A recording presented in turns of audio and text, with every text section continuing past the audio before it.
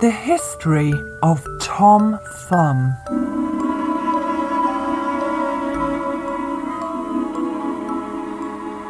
In the days of great King Arthur, there lived a magician called Merlin. He was the most wonderful magician this world had ever seen. This famous magician, who could take any form he wanted, was once travelling about as a poor beggar. One day, he got very tired and stopped to rest at the house of a farmer. He knocked at the door and begged for some food. The countryman invited him to come in, and his wife, who was a very kind woman, soon brought him some milk in a wooden bowl and some brown bread on a plate. Merlin was much pleased with the kindness of the farmer and his wife, but he noticed that though everything was tidy and comfortable in the house, they both looked unhappy. He asked them why they were so sad and learned that they were unhappy because they had no children. The poor woman said, with tears in her eyes, "I should be the happiest woman in the world if I had a son. Even if he was not bigger than my husband's thumb, I would be pleased." Merlin was so much amused with the idea of a boy no bigger than a man's thumb that he decided to carry out the poor woman's wish. Some time after, the farmer's wife had a son who, wonderful to tell, was not bigger than his father's thumb.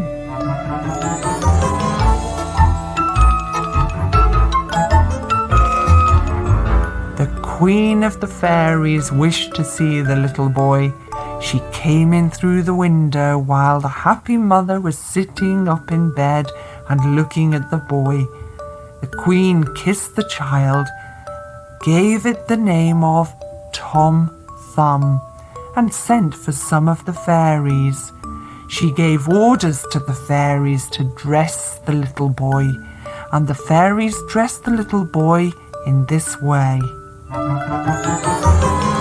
An oak leaf hat he had for his crown, his shirt of web by spiders spun, his jacket wove of thistles down, his trousers were of feathers done, his stockings of apple rind they tie with eyelash from his mother's eye, his shoes were made of mouse skin, tanned with the downy hair within.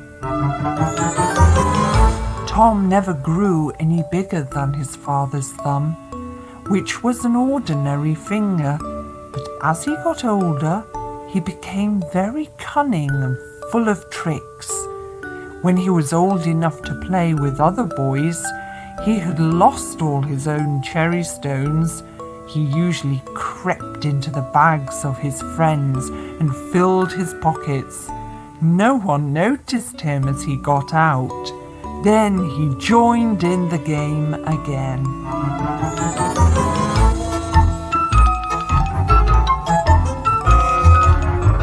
One day, as he was getting out of a bag of cherry stones, the boy to whom it belonged saw him.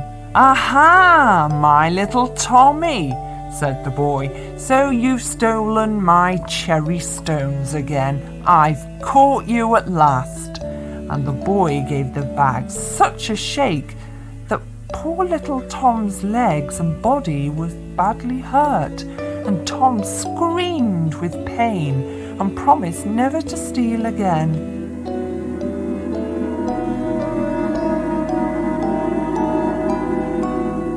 A short time afterwards, his mother was making a batter pudding. Tommy wanted to see how it was made and climbed up to the edge of the bowl, but his foot slipped and he fell into the batter. His mother didn't notice him and put the batter into the pudding bag. Then she put it in the pot to boil. The batter filled Tom's mouth and he could not cry. But when he felt the hot water, he began to struggle so much in the pot that his mother thought the pudding was magic. So she pulled it out of the pot and threw it outside the door. A poor workman who was passing by lifted up the pudding and walked off. As Tom had now cleared his mouth of the batter, he began to scream. The workman was so frightened that he threw down the pudding and ran away. The pudding was broken to pieces. Tom crept out with the batter all over him and walked home. His mother, who was very sorry to see her dear son in such a bad state, put him into a teacup and soon washed off the batter. After that, she kissed him and put him to bed.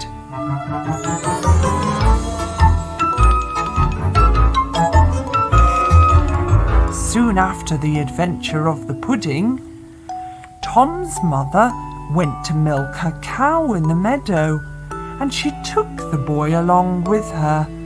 As the wind was very strong, she tied him to a thistle with a piece of thread. The cow soon saw Tom's oak leaf hat, and at once poor Tom and the thistle were in her mouth. Tom was afraid of her great teeth, and he roared out as loud as he could, "Mother! Mother!" "Where are you, Tommy, my dear Tommy?" Tom's mother asked. "Here, mother," he answered, "in the red cow's mouth." His mother began to cry, but the cow, surprised at the strange noise in her mouth, opened it and dropped Tom. His mother caught him in her apron, and he was falling to the ground. Then she took Tom in her hand and ran home with him.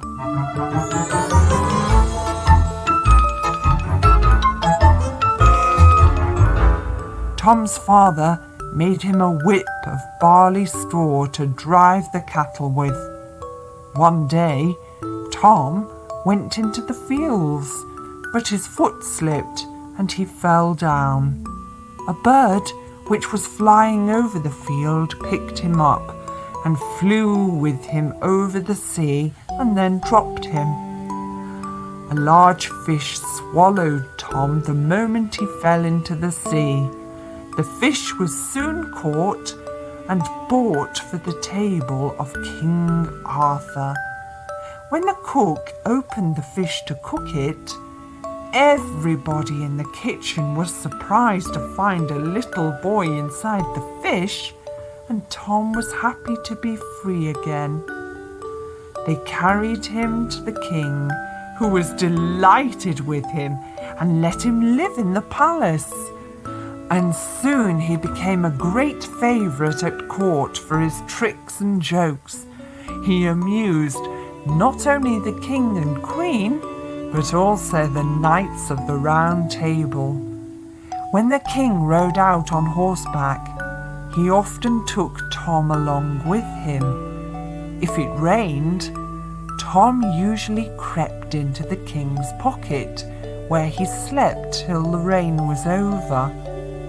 One day, King Arthur asked Tom about the parents.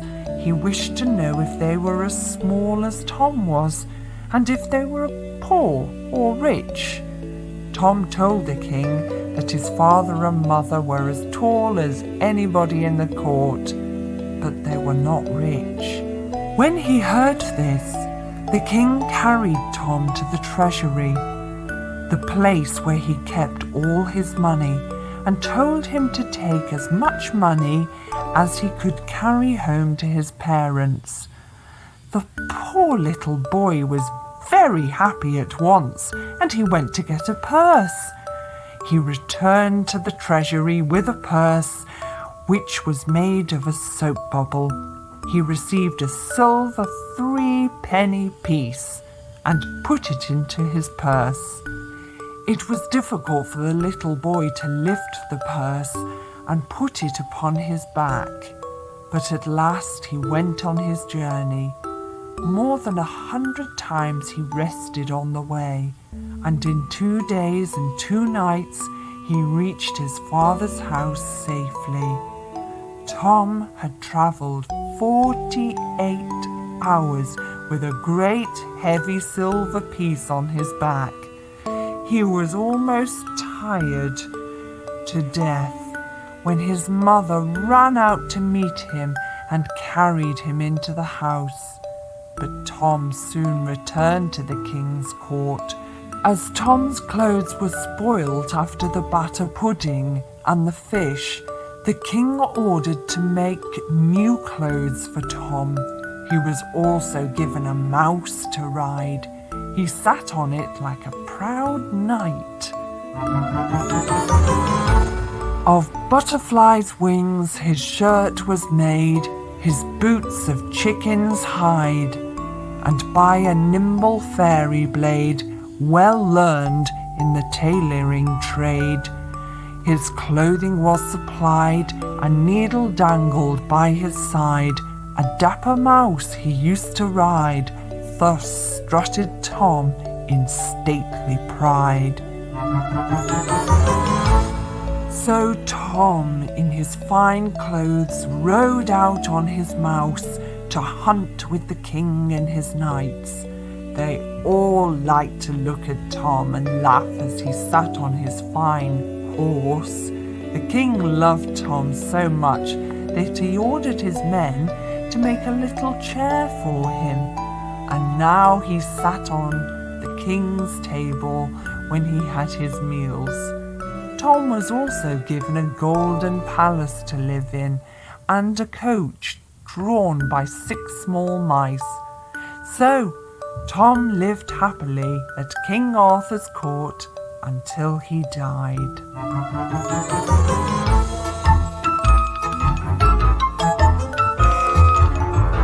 Answer the questions.